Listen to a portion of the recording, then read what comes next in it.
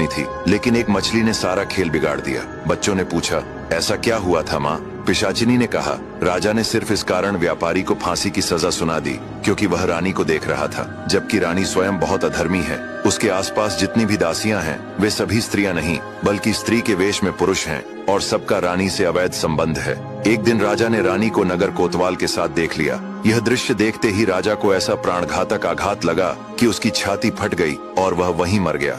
लेकिन उसी दिन 3 युवक राजा से मिलने आए, व्याड़ी, वरुचि और इंद्रदत्त। इंद्रदत्त किसी भी शरीर में प्रवेश करने की विधि जानता था। वह राजा के शरीर में प्रवेश कर गया और राजा पुनः जीवित हो गया। अब वही राजा बनकर बैठा है। वह मछली यह जानती है कि राजा कितना मूर्ख है, कि रानी स्वयं अधर्मी है, अनेक पुरुषों के साथ रहती है और राजा एक निर्दोष व्यापारी को फांसी दे रहा था। यह सब कहते हुए पिशाचिनी हंसने लगी। वरुचि पेड़ पर छिपा हुआ यह सब सुन रहा था। जब पिशाचिनी वहां से चली गई तो वरुचि नीचे उतरा और सीधे राजा के महल पहुंचा। उसने राजा से कहा, महाराज, मछली ने वह देखा है जो आप नहीं देख पाए। बहुत से पुरुष रानियों के बीच स्त्री के रूप में रह रहे हैं। यह सुनकर राजा को अत्यंत अपमान महसूस हुआ और उसने पूरे महल की जांच का आदेश दे दिया। जांच में वही बात सच निकली। तब राजा ने सभी पुरुषों को फांसी दे दी और मंत्री वरुचि की बुद्धिमत्ता से बहुत प्रसन्न हुआ। लेकिन यही खुशी जल्द ही वरुचि के लिए कष्ट का कारण बनने वाली थी। एक दिन राजा के दरबार में एक प्रसिद्ध चित्रकार आया और उसने रानी का एक अत्यंत सुंदर चित्र बनाया।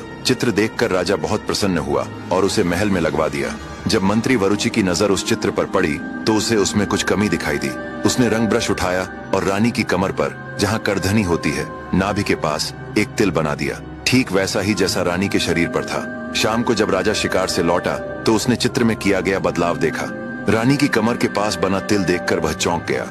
राजा को यह जानकर अब आगे की कहानी जानने के लिए देखिए अगला भाग।